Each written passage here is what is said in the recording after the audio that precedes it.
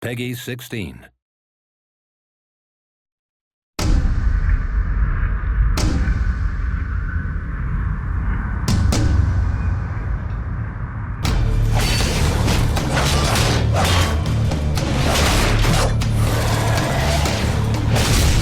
Our original vision for Darksiders was pretty grand, and we weren't able to execute on that fully in Darksiders 1, but Darksiders 2, a lot of the stuff we really wanted to have in there, like loot, like skill trees, leveling up, a big world that you could explore at your leisure, getting new abilities that allow you to then see more of that world. We get to do a lot of that in Darksiders 2, and we're really excited about it.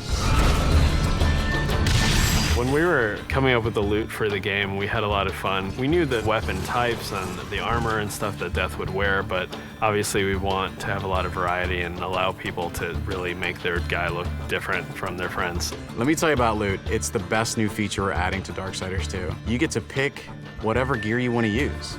Do you want to use a heavy axe? Do you want to use a faster set of claws?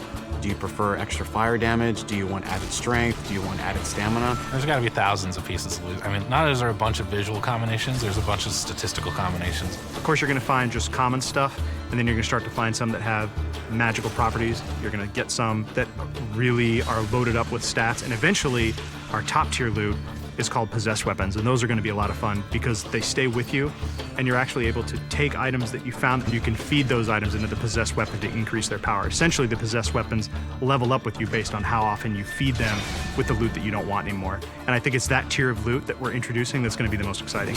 In Darksiders 2, we've got a skill tree. There are two major sides. You've got the Necromancer side and the Harbinger side. The Harbinger is more warrior-based, melee, in-your-face, hand-to-hand combat, weapon-based combat. Necromancer is your spellcaster. Your big nukes, fire, arcane, lightning, all that cool stuff. There's certainly not a chance to just stand in one place in Darksiders 2. The characters are more aggressive in this game. They're kind of up on top of you very quickly. So one, you have to think a lot quicker than you did on the first one.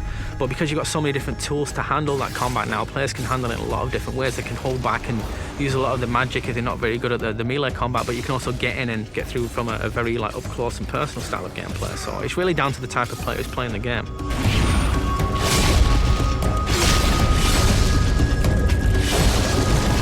It's absolutely worth playing the game for the second time. We hold back some of our really high-end, powerful loot items for the second read-through. There are quests that are going to force you to explore the world into nooks and crannies you didn't even know existed, and to go down through some pretty serious content. And some are funny, some are serious, but there's a lot to see. It sort of harkens back to the elements that were special in old school games. That's what we really wanted to pack into Darksiders 2. We want people to sense our passion. It's a game made for gamers by gamers.